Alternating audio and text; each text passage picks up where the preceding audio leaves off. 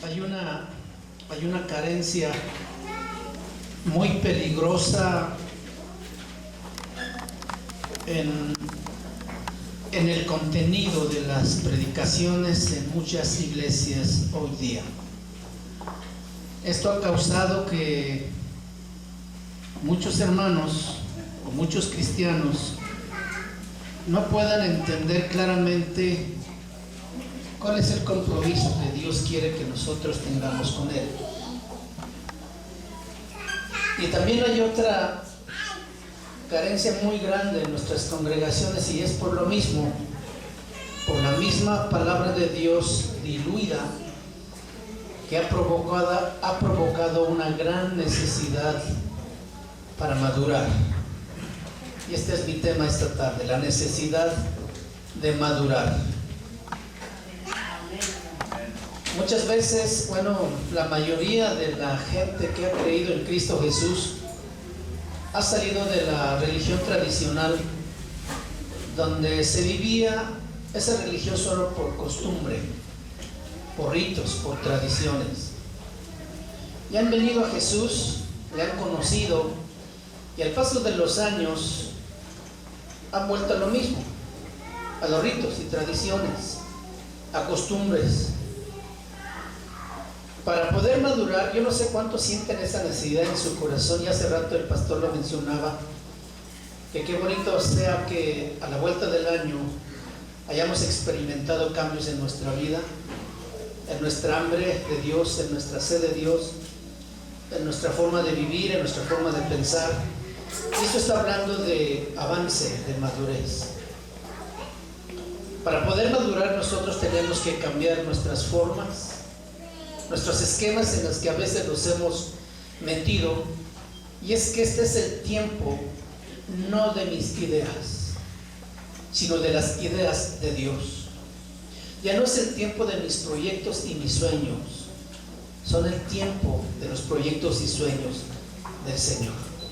Nos hemos entregado a Él con todo nuestro corazón, nos debemos a Él de todo corazón, nos derrochamos delante de Él, como decíamos en la mañana, de todo corazón. Entonces necesitamos tener las ideas de Dios, los conceptos de Dios, las formas de Dios, los planes de Dios, para que podamos avanzar y podamos crecer en este camino de la vida. Tantos años han pasado que los ritos y las tradiciones, la religión, no ha dado a la gente la madurez que necesita. No ha cambiado ni tampoco ha calmado el hambre de las personas. La gente simplemente ha seguido un cristianismo en la iglesia por costumbre. Inició con un fervor tremendo. Recuerda usted su vida misma. Había un fervor tan grande que queríamos cambiar a todo mundo. Queríamos hablarle a todo mundo y no nos podíamos callar. Pero poco a poco aquel fuego como se fue apagando. Como que se fue acabando el fuego, la alegría, el gozo, a veces por los golpes mismos de la vida, los problemas que vinieron después de ser cristianos. Entonces esto nos ha llevado a estar más contemplando suceder las cosas que ser los promotores o protagonistas de estas cosas que suceden. Nosotros necesitamos volver una y otra vez a los principios. La iglesia primitiva para nosotros es un gran ejemplo. En el capítulo 10 de Hechos encontramos, usted conoce lo que ahí menciona del apóstol Pedro, cuando él está arriba en la azotea orando mientras le preparaban la comida. Dice que él tuvo un éxtasis y vio cómo bajaba del cielo una sábana atada de las 4 puntas, y en medio de esa sábana un montón de animales, aves y reptiles. Una voz del cielo le dice: Pedro, mata y come. Pedro dice: Señor, pero es que ninguna cosa inmunda ha entrado en mi boca. Él dice: no llames tú común lo que yo he limpiado. Y luego le sigue diciendo Dios: en la puerta están unos hombres que han venido a buscarte. Desciende tú con ellos y no te detengas. Dice la Biblia que fue con ellos. La casa de Cornelio, un centurión romano que no era judío, un centurión romano que era temeroso de Dios y que hacía muchas limosnas. Clamando a Dios, Dios le habló y le dijo: manda llamar a Pedro, que vive en Jope, en la casa de un hombre llamado José el curtidor, y él te va a enseñar lo que tú debes hacer. Para Pedro venir a predicar la palabra a la casa de un romano que no era judío, no entraba en sus conceptos, no estaba en su pensamiento, porque ellos pensaban que era solamente para los judíos el evangelio. Entonces Dios tenía que cambiar su manera de pensar. Pedro se había hecho un molde y Dios tuvo que venir a desbaratárselos, para que Pedro mismo pudiera entender que la gracia de Dios también había llegado a los gentiles y que gracias a ello tú y yo ahora también disfrutamos de esta gracia. Dios hubiera hecho alguna otra cosa, porque además a Dios no se le agotan las ideas. Si Pedro no hubiera querido, él hubiera, no sé, ni tengo idea qué podría ser Dios, con tal de que tú y yo hoy pudiéramos estar aquí sentados adorando a ese Dios que amamos tanto.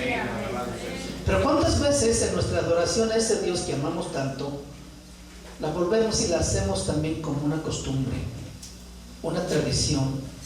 Entonces, la historia que nos cuenta en el Hechos capítulo 10 nos dice cómo es que nosotros debemos estar abiertos a los pensamientos de Dios y a los planes de Dios. Porque lo primero que Dios va a venir a hacer con nosotros es romper nuestros patrones, romper con nuestros moldes. ¿Cómo nosotros, como hermanos y hermanas en la iglesia, podemos evitar caer en este estado de muerte o en esta condición? Lo único que nos puede hablar es esto. Es la verdad, es la palabra de Dios. No podemos seguir siendo religiosos. No podemos seguir siendo tradicionalistas.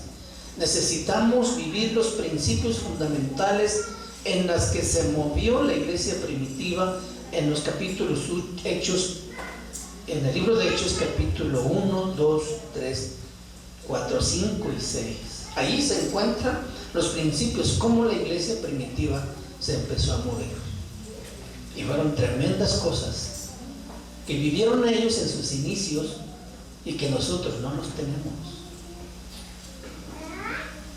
¿No te has preguntado por qué no hay tanto poder moviéndose hoy? ¿Por qué la palabra consagración no existe en muchas vidas? ¿Por qué el amor de muchos, incluso hermanos, se ha enfriado? Todo es por causa de la inmadurez. Todo es por causa que hemos hecho la palabra de Dios a un lado y hemos prestado atención a corrientes de pensamientos y a doctrinas que se han disfrazado como buenas, pero que no nos llevan a ningún lado. Entonces, encontramos en estos primeros capítulos de Hechos a una iglesia que ha alcanzado madurez y que por consiguiente empieza a producir fruto. Por ejemplo, en el capítulo 6 encontramos a un profeta llamado Esteban, que se levanta, ¿se acuerdan? Y da un tremendo sermón a la gente, que los cielos se conmueven y la tierra también, de tal manera que los hombres que lo oían, crujiendo sus dientes, agarraron piedras y lo mataron a pedradas. Esteban es el primer mártir del cristianismo y él muere porque su mensaje no pudo entrar al corazón de los hombres. Los hombres tienen sus propias ideas y el mensaje choca. Cuando tú tienes ideas fuertes y conceptos tuyos, la palabra siempre va a chocar a ella. Y si tú no estás dispuesto a cambiar esas ideas o dejarlas que se hagan a un lado para hacerle cabida a la palabra de Dios, pues tu vida va a estancarse. Y lo único que vas a llegar es que seas un cristiano inmaduro, desnutrido y estéril, que no produce fruto. Porque algo que está inmaduro, una fruta inmadura no sabe buena, ¿verdad? Una persona inmadura no puede producir hijos. Entonces un cristiano inmaduro tampoco da frutos. Y no es el plan de Dios para la iglesia hoy. Para la necesidad que tiene el mundo, la iglesia debe estar en una posición que pueda ofrecer a este mundo la solución a sus problemas. No son los cambios de gobierno, ni de política, ni de partido. Es el cambio del corazón del hombre lo que va a traer cambios en la vida de las personas. La iglesia vuelve a dar a luz y da a luz a un evangelista llamado Felipe. Dios le dice: ve al camino que desciende a Gaza. Y Felipe se va 3 días de camino a pie por el desierto. A mí me impresiona la obediencia de estos hombres. Sin decir nada y decirle: Señor, ¿dónde está mi carro para ir? Él emprende el viaje caminando y llega allí en un crucero de camino donde se encuentra con un etíope que viene regresando de adorar y leyendo un libro que él no entiende. ¿Entiendes lo que lees? Porque Dios le dice: acércate y júntate. Al acercarse Felipe ve que este hombre viene leyendo un rollo y le dice: ¿entiendes lo que lees? Dice: ¿cómo puedo entender si no hay alguien que me explique? Entonces, subiendo, y empezó a explicarle.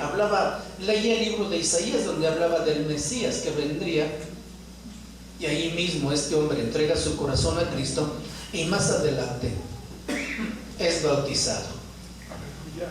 La iglesia vuelve a dar a luz y da a luz a un maestro en el apóstol Pablo, un hombre preparado a los pies de Gamaliel, que enseña las escrituras después de haberlo transformado en aquel encuentro que tuvo en el camino a Damasco. Un hombre transformado que emprende una tarea titánica para llevar la palabra hasta donde él podía llevarlo. Un maestro de la palabra y un apóstol que Dios lo usó grandemente. En el capítulo 10 del libro de Hechos se reúnen una vez más los apóstoles y dan a luz a otros hombres llamado Timoteo,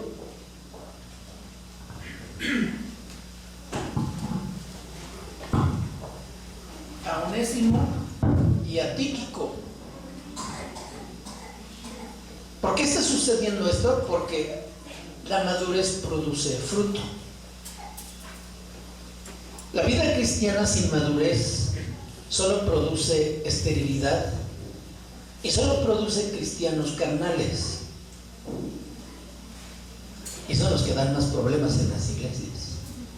Yo no sé si aquí pasa eso, pero ahí en casa de oración, híjole, ¿cómo hay? Hoy la iglesia tiene más de 2000 años de trayectoria y todavía no ha madurado como Dios quisiera que madurara. Y si algo tenemos que hacer para salir de este estancamiento espiritual, es oír lo que la experiencia tiene detrás de nosotros. Jeremías 6:16 dice: paraos en los caminos, mirad y preguntad cuál sea el buen camino. Preguntad por las sendas antiguas. Está hablando de esos caminos que transitaron los grandes hombres de Dios que se menciona en la Biblia. Y habla del camino de santidad, habla del camino de la entrega, habla del camino de la verdad en aquellos anduvieron.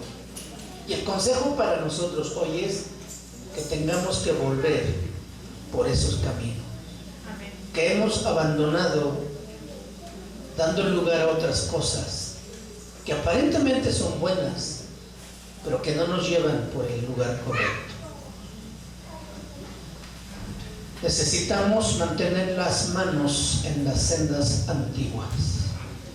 Necesitamos ser hombres y mujeres que conozcamos la palabra de Dios, para que no nos engañen torciendo la verdad, dándole apariencia nada más, pero que en realidad es otro asunto lo que ellos quieren compartir.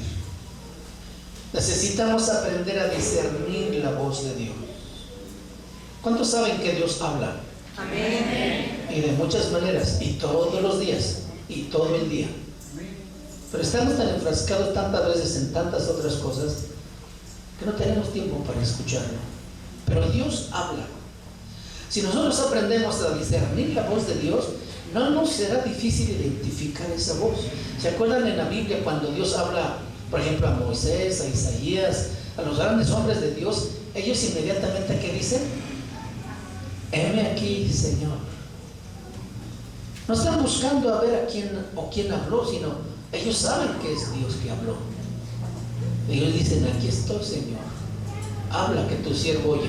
Había un jovencito que todavía no había aprendido a escuchar la voz de Dios, llamado Samuel, que vivía en el templo con el sacerdote Elí. Y cuando Dios le habla, él corre al sacerdote pensando que él está hablando. Y cuando el sacerdote entiende que Dios le está hablando, le dice, ve, acuéstate otra vez. Y si te vuelve a hablar, dile, heme aquí, Señor. Habla, que tu siervo oye. Y a partir de ahí Samuel empieza a familiarizarse con esa voz que podía escuchar todo el tiempo. Es ese punto donde Dios nos quiere llevar. Si nosotros queremos madurar, necesitamos aprender a discernir la voz de Dios. Y la voz de Dios no es una intuición. La voz de Dios no es un volado a ver qué sale.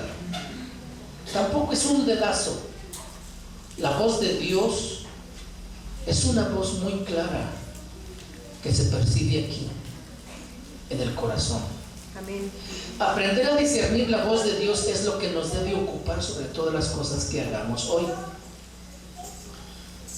Va a empezar otro año de actividades en esta iglesia. Y muchos tendrán la oportunidad de seguir participando. Otros dirán, ya me cansé, hermano, me voy a tomar unas vacaciones. Voy a dejar el ministerio porque creo que aquel hermano lo puede hacer mejor. Qué triste, ¿verdad? Que así le sirvamos a Dios de temporadas. Cuando me siento bien y cuando no, pues ya me retiro. Al Señor le seguimos en las buenas y en las malas. Cuando nos vaya bien o cuando nos vaya mal. Es más, cuando nos vean bien y también cuando nos vean mal. Porque es a Dios a quien servimos.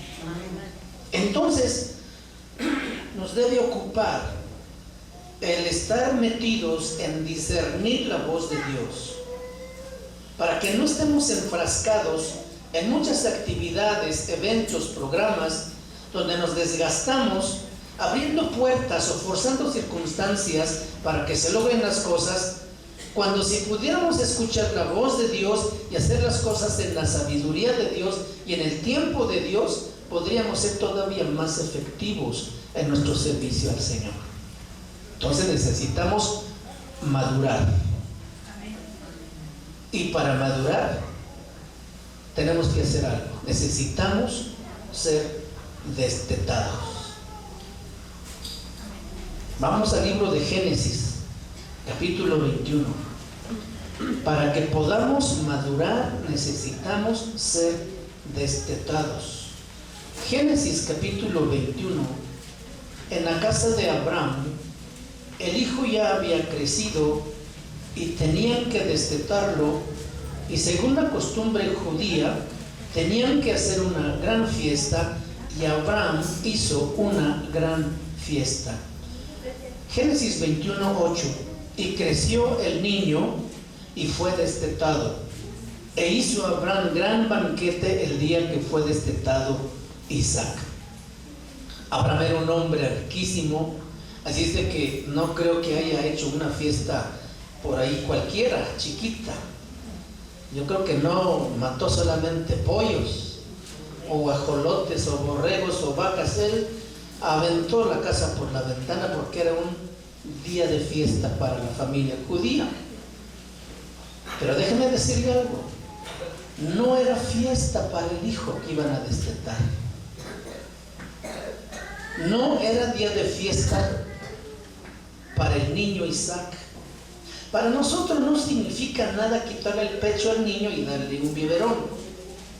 Cuando ya el niño no se llena con la leche de su mamá, la mamá piensa y sabe que necesita darle otro alimento para que pueda seguir creciendo. Para nosotros no significa nada porque simplemente cambia de procedimiento y se hace, pero para la familia judía no era así. El tiempo del destete era un sufrimiento para el niño. Y déjenme decirles algo, este es el tiempo para destetar a la iglesia. Este es el tiempo que tenemos que enseñar las verdades tal como son. Ya debemos de dejarlos de tratar como damas de porcelana que se puedan romper. Si por hablar la verdad la gente se va, no podemos detenerlas en primer lugar. Segundo, es que no era su lugar. Y no debemos sentirnos mal tampoco si el que se va es el hermano que más aportaba económicamente. Porque si no estamos dispuestos a ser confrontados con la verdad, ¿cómo podemos agradar a Dios si lo que nos amarra son las cosas materiales? Aleluya. Y si la verdad nos dice y nos confronta y nos hace ver nuestra condición, la mejor actitud que debemos tener es: está bien, Señor, lo que tú quieras. Pero también podemos reaccionar como inmaduros y decirle: no, Señor, con mi dinero no te metas. Te entrego mi corazón, pero mi bolsillo no. Hay actitudes así. Pero como nosotros queremos crecer, nosotros necesitamos ir a la verdad. Amén. ¿Cómo crees tú o cómo verían ustedes que yo como médico viene a mí un paciente con una enorme herida en su pierna que está sumamente infectada, está inflamada, está enrojecida y tiene una cicatriz o una costra aquí que impide que salga de adentro lo que está dentro? Y que yo tomara solamente una gasa, la empapo de mertiolate o algún antiséptico y le doy unas pasadas por encima nada más, le pongo la gasa y le digo: ya vete, estás bien. Esta persona se va a ir al rato, va a regresar con fiebre. Y si yo le vuelvo a hacer lo mismo, porque no quiero lastimarlo, ¿creen ustedes que yo le estoy haciendo un bien? No. ¿Qué tengo yo que hacer? Tengo que quitar la costra a pesar que le duela y sangre. Y tengo que oprimir ese absceso hasta que todo salga. Después tengo que agarrar la gasa con ese material antiséptico o antibiótico y meterle por dentro hasta que todo se limpie. Y este proceso no gusta, no es nada agradable. Nosotros hemos llegado al Señor con unas heridotas enormes, para que luego nomás nos soben la espalda y nos digan: ah, no hay problema, llévatela como puedas. No, tenemos que decir la verdad. Amén. Y le va a doler. Pero si yo no hago ese proceso que les digo, al rato a esta persona le van a tener que amputar la pierna, porque le va a entrar gangrena y al rato hasta se va a morir. El cristiano inmaduro es como ese herido que no quiere que le toquen su herida porque le duele. Y no es así, mis hermanos. Por eso la iglesia, a pesar de tantos años que tiene, no ha madurado. porque no se deja confrontar con la palabra de Dios. Si el paciente, por no querer que yo lo lastime para curarlo, ya no viene, ya no es mi responsabilidad, porque yo le dije la verdad. Si él no la quiere aceptar, yo sé lo que le va a pasar al rato y me va a doler mucho, porque era un paciente que podía haberse salvado, pero no quiso hacerlo. Esa misma actitud la toman muchos cristianos también cuando son confrontados con su pecado y no quieren aceptar su error, o a veces se quieren justificar pensando o diciendo pues que él conoce muchos hermanos que viven así, y entonces se estancan y se mueren. Y no es el propósito de Dios a levantar una iglesia para que le honre con sus vidas. Al hijo tenían que quitarle el pecho porque ya no se llenaba, y no era día de fiesta para el niño esa fiesta del destete. En esa fiesta del destete agarraban un animal tierno y lo cocían para comer todos en esa fiesta. Entonces en la hora de la comida, a la mamá le daban el plato de la carne más suavecita y sin grasa. La mamá con el niño agarrado aquí a un lado, ahí sentado en la mesa, ella agarraba una porción de la carne y ella misma la masticaba. El niño no podía masticarlo, lo tenía que masticar la mamá, y una vez hecho ese bolo alimenticio, la mamá lo agarraba, le abría la boca al niño porque tenía además hambre y quería comer, pues se lo metía hasta adentro para que el niño no lo vomitara y pudiera comer. Y ese era el sufrimiento para mí, porque no sabía qué era eso, no estaba acostumbrado. Él no estaba acostumbrado a succionar el chupón o el pecho de la mamá, y no sabía qué era eso que estaba entrando en su boca. Y ese era el sufrimiento, y lloraba el niño porque además tenía hambre, pero no sabía qué era eso, hasta que pasando ese bolo alimenticio, su estómago empezaba a sentirse lleno, y entonces empezaba a tener fuerzas. Y pasado ese momento trágico y difícil para él, había pasado a otro nivel. Y la madurez es esto: pasar de un nivel a otro nivel. A veces nosotros nos conformamos con un nivel a donde hemos llegado. Hemos creído que creer en Cristo es suficiente ya. Ese es apenas el primer paso para empezar a caminar. A veces pensamos que el bautizarnos en agua es lo máximo y nos queremos quedar ahí, pero tampoco ese es lo máximo. Luego nos queremos el bautismo del Espíritu Santo y Dios nos bendice y creemos, ahora sí ya hablo en lenguas, ahora sí ya me muevo en dones, pero ese no es lo máximo. Todavía lo máximo está delante. Pero hay que morir primero. Hay que ser destetados, hay que ser confrontados con la verdad, aunque sea lo más crudo que sea. Es mucho mejor para nosotros el que la misma verdad nos confronte, porque es así como vamos a poder madurar.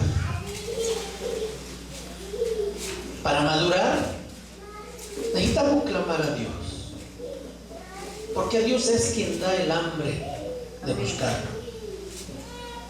Pedirle: Señor, yo quiero ser como el ciervo que brama junto a corrientes de las aguas, dice Salmo 42.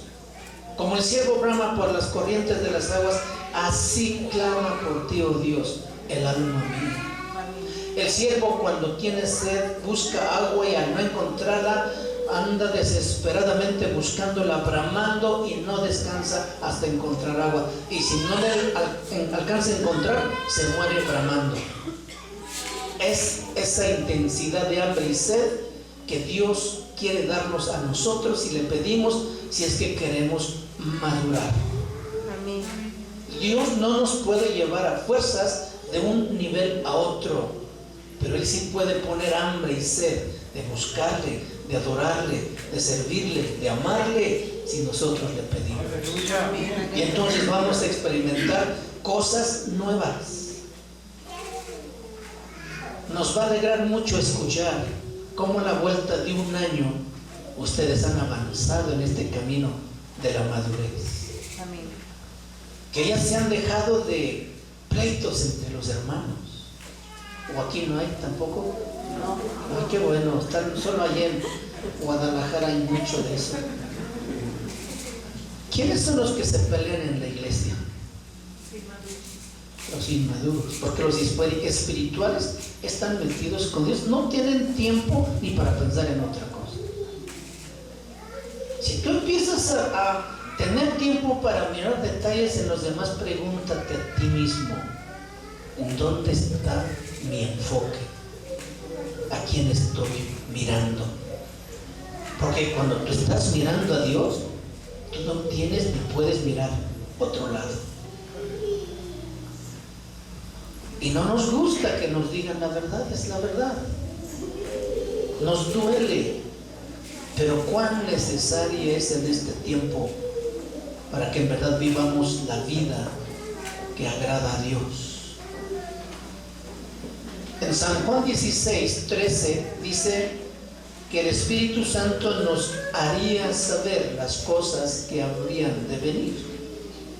Y para que el Espíritu Santo nos revele las cosas que habrán de venir, porque Dios quiere mostrarnos cosas nuevas para llevarnos a ese nuevo nivel, nosotros necesitamos tener una relación con Dios muy íntima y muy personal. Y ahí es donde entra el trabajo del Espíritu Santo, revelándonos tanto sus verdades escritas aquí, como las cosas que Dios quiere hacer en estos últimos tiempos. No tengo en la mente ahorita el versículo en el Antiguo Testamento donde dice que en aquellos días el Señor traerá hambre a la tierra, pero hambre no de pan ni sed de agua, sino de escuchar palabra de Jehová. Y yo anhelo en mi corazón que estos sean esos tiempos. En mi vida personal, experimentar una necesidad urgente de estar con Dios. Una necesidad urgente de llenarme de su palabra. Meditar en Él en el momento que tengo libre. En el momento que estoy trabajando, aún meditar en Él. Esa es búsqueda continua, esa es hambre profunda que sí me puede llevar de un estancamiento espiritual a un despertamiento y a un avanzar continuo en ese camino del Señor. Dios está haciendo cosas nuevas todo el tiempo, porque Dios no es un Dios que hace las mismas cosas. Él habla de un nuevo nombre, de una nueva tierra, de un nuevo cielo, de muchas cosas nuevas, y Dios las está haciendo todos los días. Y si nosotros queremos dejar de ese estancamiento, necesitamos buscar esas cosas nuevas. ¿Sí? Porque no podemos imitar. Es más, no podemos imitar tampoco lo que la otra iglesia está haciendo, porque Dios es un Dios personal y Él tiene un plan propio para cada iglesia. Es bien fácil copiar el método de la otra iglesia. Lo que le costó a este pastor para alcanzar a entender eso y ponerlo en práctica en su iglesia y que le funcionó, no es garantía de que a mí me funcione aquí. Porque Dios tiene lo propio para cada uno de nosotros. Pero nos toca buscarlo, nos toca esforzarnos, nos toca sacrificarnos, y este es el precio que a veces no queremos pagar. Por eso, si nosotros queremos crecer, no podemos imitar lo que otros hacen.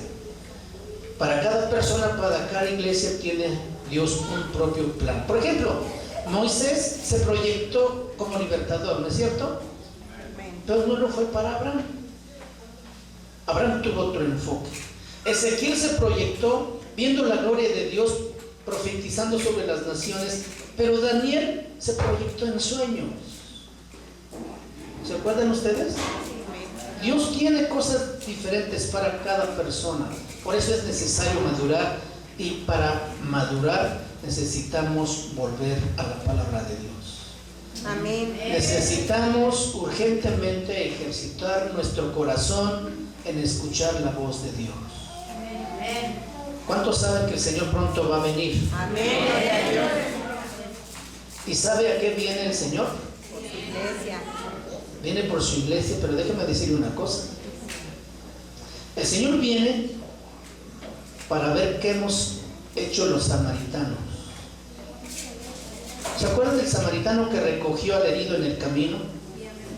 Que lo curó y lo llevó al mesón. Amén.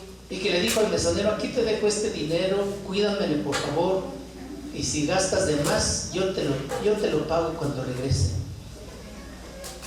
¿Qué están haciendo los los samaritanos hoy? ¿Sí están recogiendo a los heridos en el camino?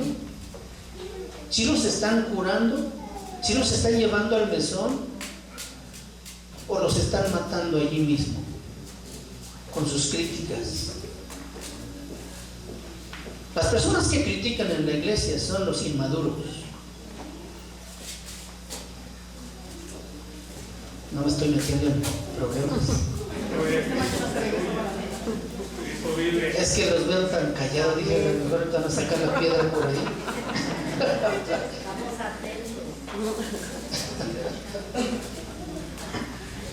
El Señor viene para ver si los samaritanos no han perdido su sensibilidad. Porque se acuerdan que pasó un sacerdote, a lo mejor era ya casi a las 11 para empezar el servicio, y dijo: tengo que llegar a la iglesia, no tengo tiempo para atender a este herido. Pasó también un levita, y a lo mejor era el que tocaba el teclado, y dijo: no, tengo que dirigir la alabanza, no tengo tiempo. Pasó un samaritano que no era ni de su nación, y es movido a misericordia, desciende de su cabalgadura y de su aceite lo cura y lo lleva al mesón. Eso es lo que Cristo quiere venir a ver que estamos haciendo los samaritanos. Amén. ¿Encontrará samaritanos Dios en este tiempo? Si vienen. Amén. Ahora, ¿qué está haciendo con los mesoneros? ¿Sabe quiénes son los mesoneros? Los pastores. También para nosotros hay. Aleluya. Y hay de nosotros, si diluyendo la palabra para quedar bien con alguien, dejamos de lado la verdad. Él viene para ver si los mesoneros han atendido adecuadamente a los heridos. Amén. Entonces aquí Cristo va a venir para ver a los samaritanos y a los mesoneros. Si Él no va a encontrar en nosotros samaritanos o mesoneros, será demasiado tarde y será muy triste que esto pudiera pasar. El Señor está por regresar, pero viene para ver qué están haciendo si nosotros le estamos dando de beber con el agua viva de la palabra. ¿Se acuerdan de aquella mujer samaritana que llegó al pozo de Jacob a sacar agua? Dice la Biblia que era a mediodía. ¿Sabe que no era costumbre en aquellos años de que las mujeres bajaran al pozo a sacar agua a esa hora? No, esa hora ella fue porque era una mujer que no vivía bien, escondiéndose un poco de la mirada de la gente porque la señalaban. Ella llegó a esa hora a buscar el agua, y Jesús estaba en el pozo sentado descansando cuando ella viene a buscar esa agua. Jesús le dice: dame de beber. ¿Cómo tú, siendo judío, me pides a mí que soy samaritana? Dame de beber. Si los samaritanos y los judíos no se llevan entre sí. Jesús le dice: si tú me pidieras, dame de beber, yo te daría agua de la vida, para que no tengas tú que venir otra vez a sacar agua de este pozo. Y conoces la historia. Entonces Jesús viene para ver si nosotros les estamos dando a la gente a beber agua de la vida, el agua que cambia a las personas, la palabra de Dios que toca y transforma corazones. Amén. Aleluya. ¿Se acuerdan que le dijo: ve, llama a tu marido? Y ella dice: no tengo marido. Bien has dicho, porque 5 has tenido, y con el que vives tampoco es tu marido. Casi diciéndole Jesús, te falta el marido séptimo. ¿Sabe usted quién es el marido séptimo? Jesús. Porque cuando ella conoció a Jesús, su vida fue transformada. Ella corrió al pueblo y gritando dijo, vengan a ver a un hombre que me ha dicho todo lo que yo he hecho. Se convirtió en una evangelista, hizo una campaña tremenda, arrimó gente, y esa gente escucha a Jesús y la gente se entrega a Jesús.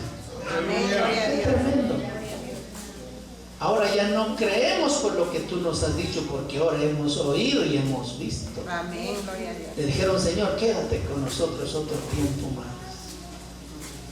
Jesús viene, pero sí, para ver si nosotros estamos dando de beber a la gente sedienta,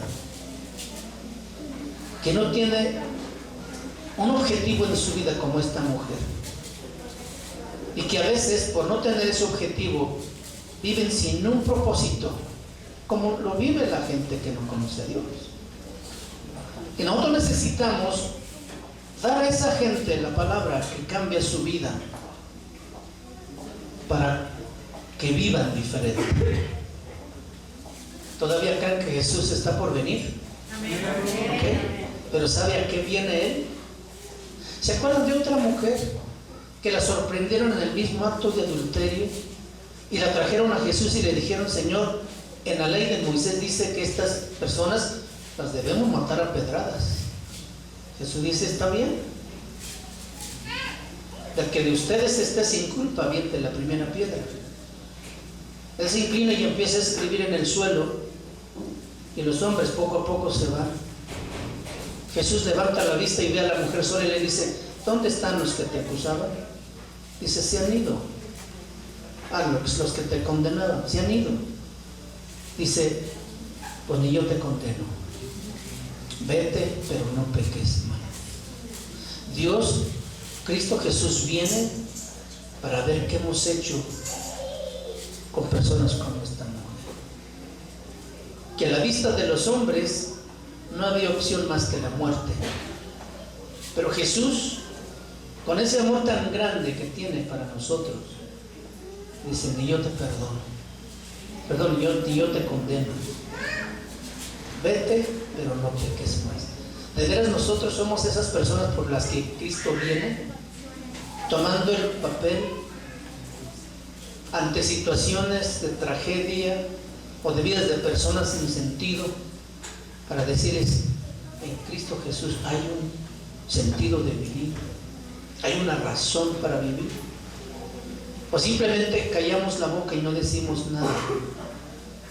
A lo mejor estamos viendo al herido en el camino y como soy tan insensible, pongo cualquier pretexto para no ayudarlo en su necesidad. El Señor está por regresar, mis hermanos, sí es cierto, pero Cristo quiere que nosotros tengamos un corazón compasivo y lleno de misericordia para restaurar esas vidas, para guiarlos a salir de esa clase de vida. Nunca lo juzgó ni lo condenó, como lo hicieron los fariseos. Ojalá nosotros no seamos ni hagamos el papel de un fariseo que juzga y condena. Mejor restauremos. Amén. Y animemos a que caminen por los caminos del Señor. Amén. ¿Se acuerdan de José el soñador?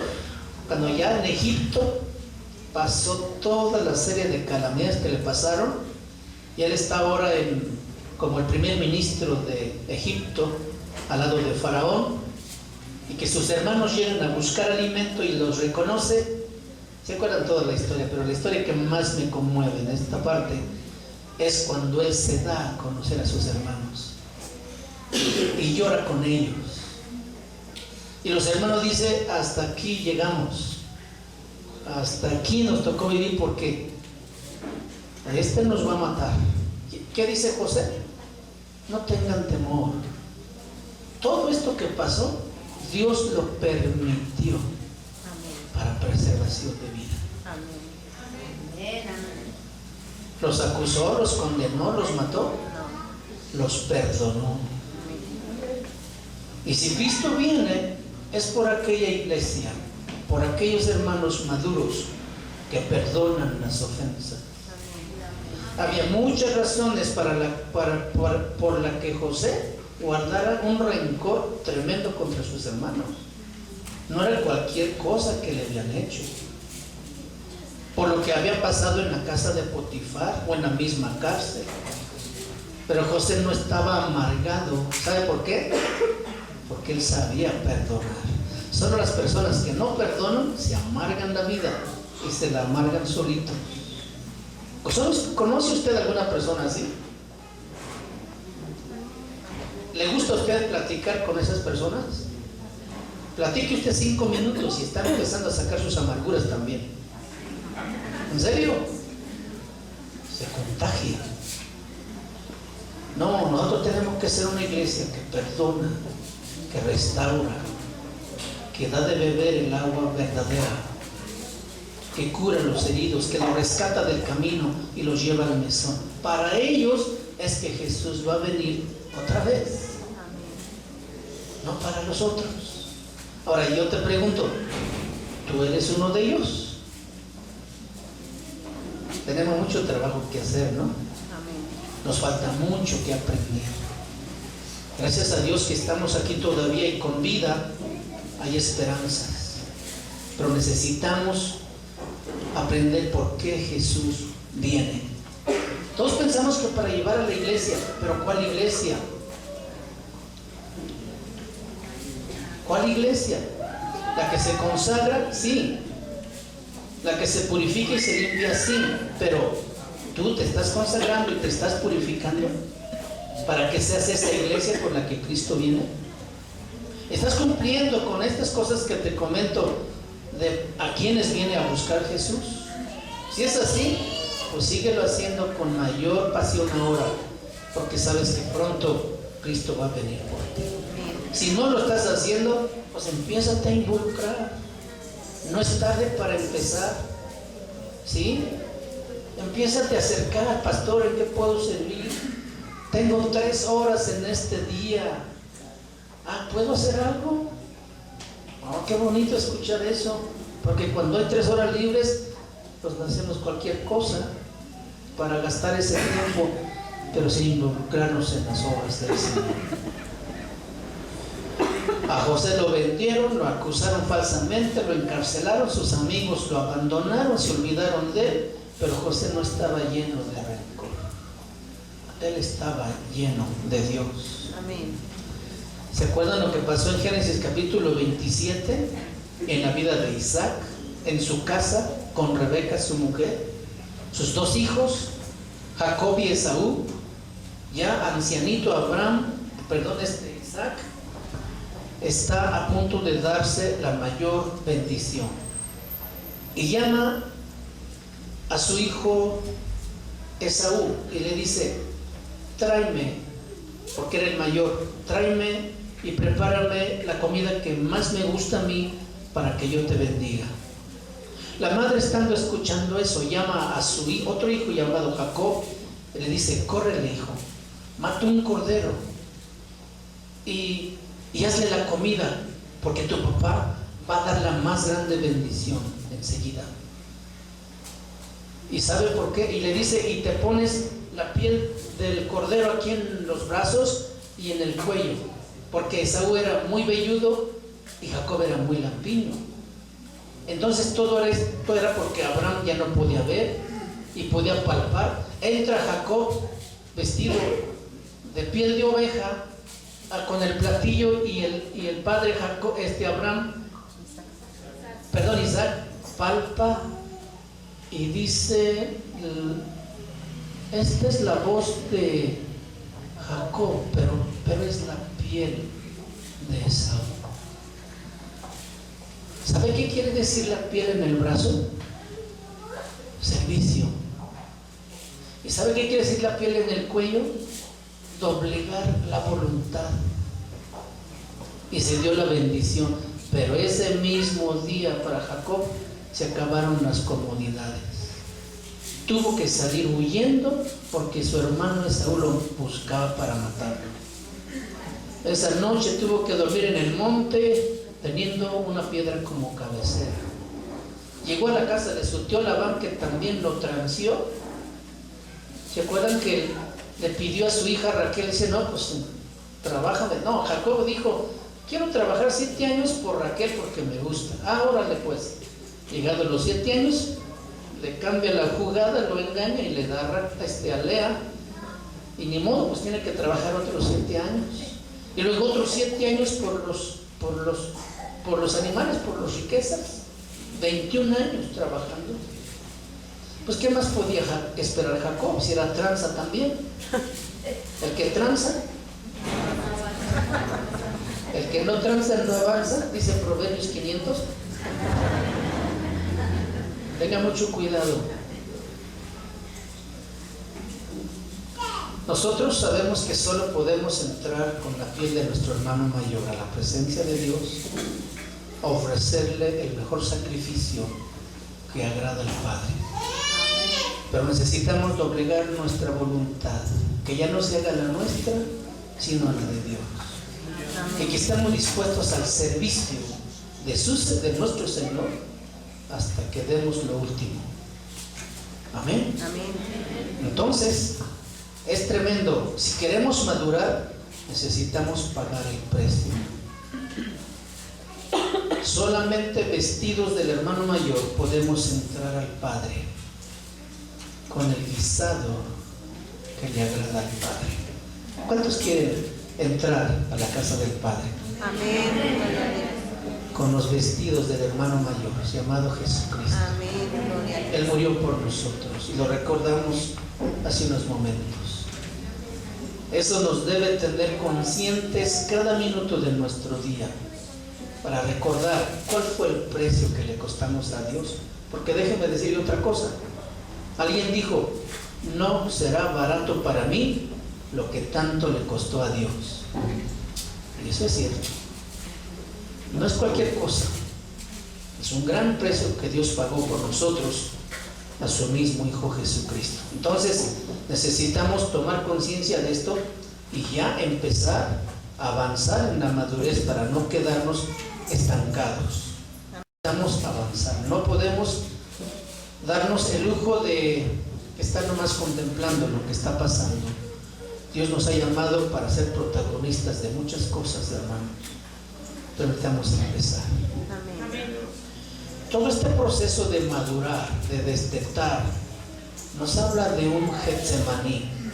¿Sabe que la palabra Getsemaní quiere decir prensa de aceite?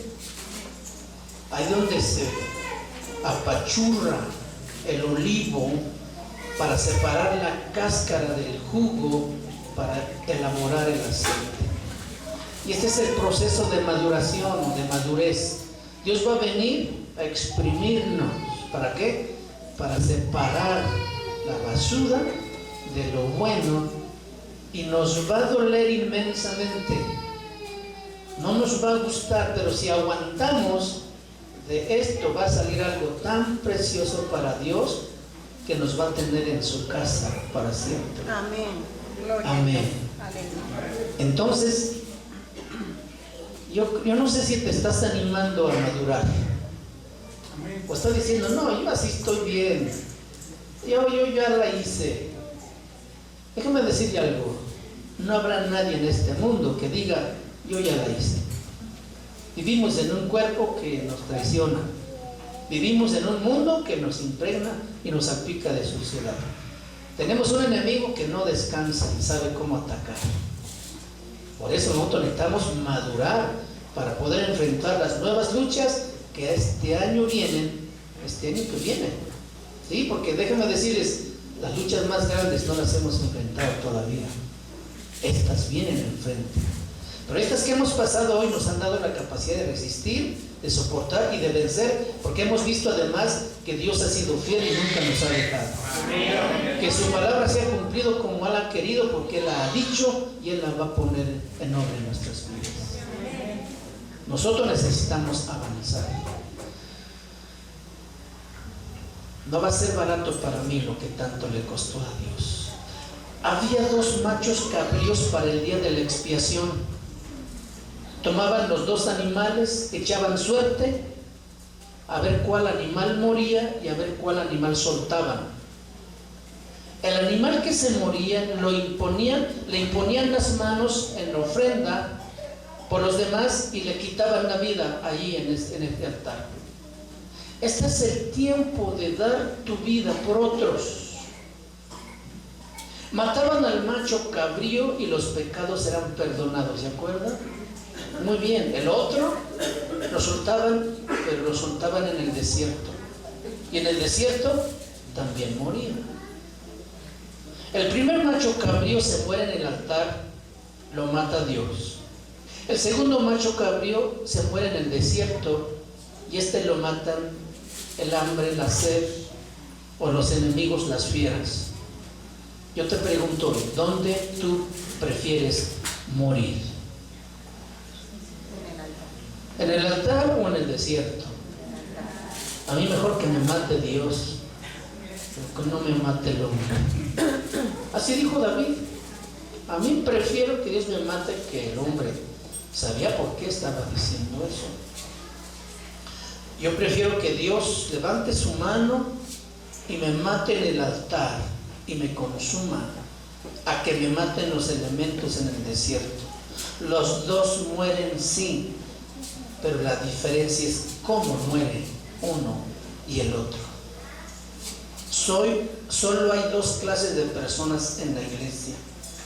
Si tú eres de los que quieren darle todo a la voluntad de Dios, este es el tiempo de subir al altar y decirle: Señor, mátame ahora. Quiero morir a mí mismo. ¿Sabe que Jesús dijo a sus discípulos: el que quiere ir en pos de mí, tome, ¿qué? Su cruz y sígame cada día? Pero en los evangelios también dice que Jesús, tomando su cruz, subió al monte del Gólgota y ahí lo crucificaron.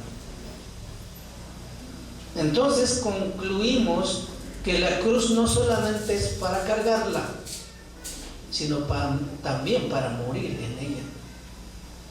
Y aquí habla de sacrificio. Si nosotros queremos madurar, necesitamos morir. ¿Sabe que sin muerte no hay vida? Si el grano de trigo no cae a la tierra y muere, se queda sin fruto. Pero si muere, lleva mucho fruto, dice el Evangelio. Entonces, ¿dónde prefieres tú morir? ¿En el altar o en el desierto? Si tú quieres el otro trato del desierto y que te maten los elementos, está bien.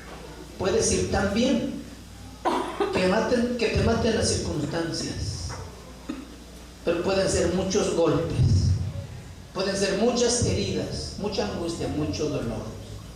El de Dios es solo un golpe y vas a empezar a derramar tu vida por otros. Si escoges este último, porque no te maten todos, porque no te maten, de todos modos vas a morir, pero no por la mano de Dios, sino por los elementos. Y yo prefiero que el Señor meta su cruz en mi corazón y me mate y me haga un esclavo por amor. No sé si tú estás dispuesto a esto también. Déjeme asegurarle algo: si Dios lo hace, Él lo hace muy bien. Va a doler, pero va a valer la pena. Tendrás madurez espiritual, conocerás mejor a Dios y le servirás con todo tu corazón, porque Dios cambia las vidas, las que se consagran, las que se someten, las que mueren en el altar, son para bendición. Padre, muchas gracias por tu palabra. Algunos mismos discípulos a veces no le podían entender, y muchos te dejaron de seguir porque esas palabras no cabían en sus corazones. Y tus discípulos te preguntaron: Señor, si ellos no pueden ser salvos, ¿dónde quedamos nosotros? Jesús dijo: ¿ustedes quieren irse? Está bien. Pedro le dijo: Señor, ¿a quién iremos si solo tú tienes palabras de vida eterna? En esta tarde aquí hoy nosotros, Señor, te decimos: ¿a quién iremos? Aunque nos cueste trabajo y pagar un precio, Señor, estamos dispuestos. Sabemos que tú nos quieres limpios, consagrados, entregados, y queremos empezar a hacerlo si no lo hemos hecho. Queremos continuarlo haciendo si ya lo estamos practicando, pero no queremos estancarnos, Señor.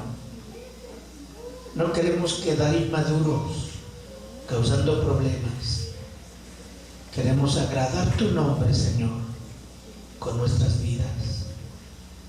Bendice a esta iglesia en este lugar, Señor, donde tú los has puesto para brillar delante del mundo, con vidas que se consagran y viven para ti, Señor. Sabemos que habrán de pagar un precio, Señor, pero tú nos has prometido que si perdemos la vida por causa tuya, tú nos lo vas preservando para la vida eterna. Así mismo nos dices que si cuidamos para no morir, que todos vamos a perder. No queremos perder, Señor. En tus manos están nuestras vidas, Señor, y sabemos que nos has salvado con un propósito. Ayúdanos a encontrar ese propósito, Señor, para que te sirvamos. Ayúdanos a dejar a un lado tradiciones, costumbres, moldes que nos hemos formado del cristianismo, para que podamos madurar, para que podamos avanzar, Señor, y podamos ser gratos delante de ti. Danos fuerza, Señor. A veces sentimos que desmayamos.